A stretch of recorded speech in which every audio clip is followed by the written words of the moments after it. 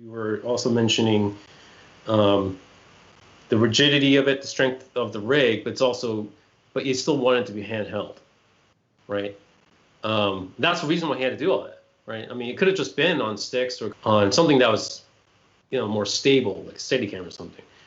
So why did you decide that handheld was the right way to also tell that, to necessitate all that? Mm-hmm. I think that's a really important thing for everyone to listen to and hear. So that is very, very specific. Like the handheld is only for when Marie is like herself or feeling she's in her space, which whether that be the event or when she's with her friends in the circle, or when she's feeling like empowered at some point later on. So right. In the pilot episode, we have handheld for the attack, and then we go to a very, very rigid, almost lockdown camera. And I made sure that at that point I had camera operators, because we were running 2 cameras, that they did not have any adjusting. So it was very rigid, and I wanted to make sure like the only movement was with the characters. Unless they walked into the room, we'd bring them in and then stop and pretty much lock it in. And so I wanted that because I wanted Marie to feel like she was completely trapped in this other world and she was being attacked again. And then the flashbacks which were all handheld, could really contrast with like the lockdown from the detective interview room, right? And then when I do a push-in, I wanted it to really feel like just, we only have 2 push-ins, 2 pull-outs, and those happen at very specific times in her journey. And the one is a very slow, contemplative push-in, and then the other one's like this really fast one when she slams her hands on the table, and that's like a, and a slow exhale out. That's a real fast push-in. And then she's like, okay, and then she resigns, and then we pull out very slowly, we exhale. And then the other time, the final time in the interview room is handheld again, because she is empowered and she wants to take back her life. And I go handheld there, and I don't stay on the 27 millimeter. I switch to a 65. So it's very specific. Everything else is on the 27 interview. It's this whole design, but I wanted it to contrast starkly with what was happening in the interview room. Yeah, right. Yeah. Well, I wanted to talk about that too. That push-in, and not just a push-in, but also how you. I was. This is a little side note, but I thought it was funny to use the water bottle as a foreground element. It's a very Ozu-esque sort of thing to do, but basically, you can't really feel movement as well unless you have something in the foreground, right? So was that the unconscious or conscious decision to do that as work with the blocking to make sure they put, and production design to put that water bottle where it was on the table? We had a lot of conversations about it, because I personally do not like water bottles when they look like, because I think like, oh, it's like film set, like someone left their water bottle on set.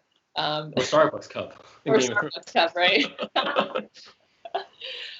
But in this case, actually, there's 2 reasons for it. Foreground, so we can push past it, and you could see the shake, the vibration as she pounds her angry fists on the table. And second, there's a small, and maybe this is just for me, because whatever, but there's I had this idea, this water theme, when she deals with the trauma by kind of exiting her body and then transporting herself to the beach. There's a lot. There's a lot going on there, and that wasn't even scripted. We actually came up with that concept, and then I pitched it as a camera test, and we went and shot the whole beach thing, because it wasn't scripted. But I used my camera test day to shoot that. Anyway, that's a whole other discussion. So I wanted to have this theme of water kind of subtly coming in here and there as this place, this dark place, this escape, because victims of trauma deal with it in so many different ways. As her foster mom said, well, when I was raped, I was hysterical with crying. And she was just acting like nothing happened, you know, like just because you reacted that way doesn't mean this person's going to react to trauma the same way. So Exactly. water plays this kind of dark, foreboding theme. And so there's water on the table there because she wants to escape, and she kind of does by kind of succumbing to their pressure, their interrogation, right? So I think the third time we see it is at the end of the episode when she contemplates killing herself. So originally that was scripted as a highway, a freeway, right? And I was like, oh, what if it's like a body of water? And that way it's a callback to the beach.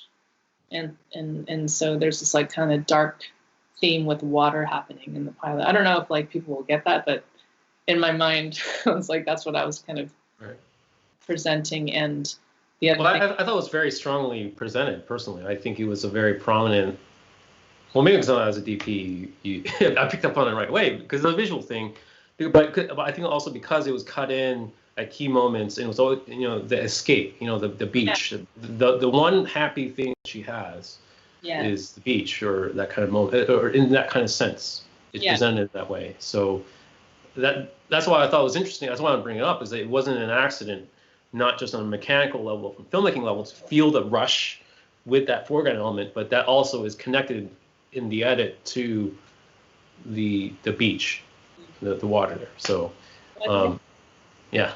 Yes, I love it. Filmmaking at its best.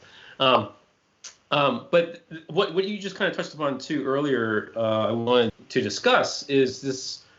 There's a yin and yang, or this tension between planning everything out versus the improvisational aspect of doing this. Because you talked, this whole water thing was not scripted, as you said originally.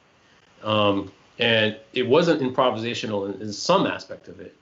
Eventually, it was not improvisational because you had to plan a shoot day at the beach, you had to, or wherever. So how did you